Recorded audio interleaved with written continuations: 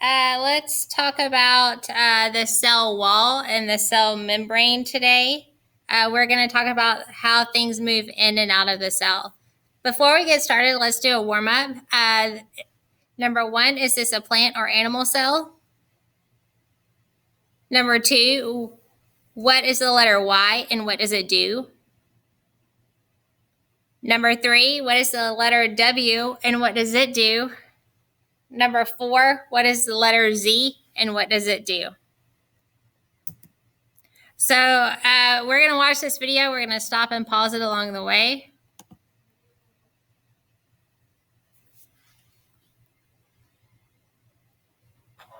Oh, hi. Didn't see you there. I'm Bruce. And I'm Mr. Spalwell. And today we're going to be telling why you need to keep us as cell walls and cell membranes. Prentice Hall Biology defines a cell membrane as a thin, flexible barrier around a cell.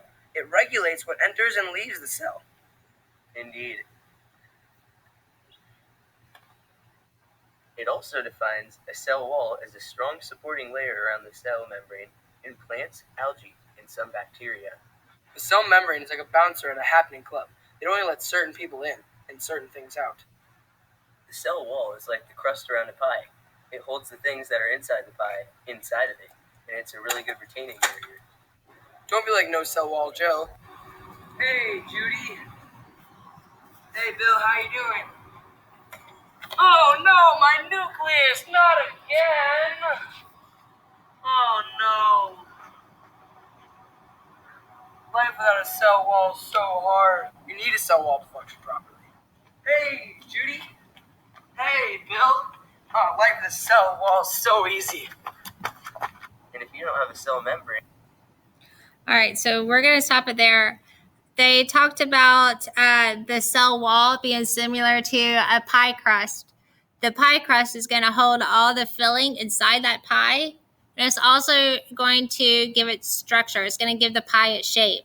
So it's very similar. The cell wall provides support and protection, and the cell membrane, here's their little clip on it. Then just any of your workers can leave your factory whenever they want.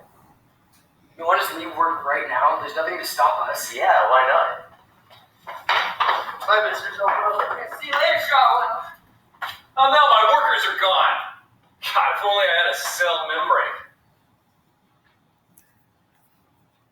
You want us to leave work right now? There's nothing to stop us. Let's just go. Oh, gosh. Forgot Shotwell installed that cell membrane. All right, so the cell membrane is sort of like a door. It's going to regulate what goes in and out of that cell. It can be similar to a window with like a window screen. Your window screen at your house is going to let air in, but it's going to try to keep the bugs out. So that's a very good analogy to the cell membrane. Some things are going to be able to come in and some things are going to be kept out. Before we go on to today's activity, we do have a test on Friday, so I kind of wanted to highlight some cell theory components. This is a review. It basically says every living organism is composed of at least one cell. There are one-celled organisms out there, but everything, we have millions of cells. So every living thing has at least one cell.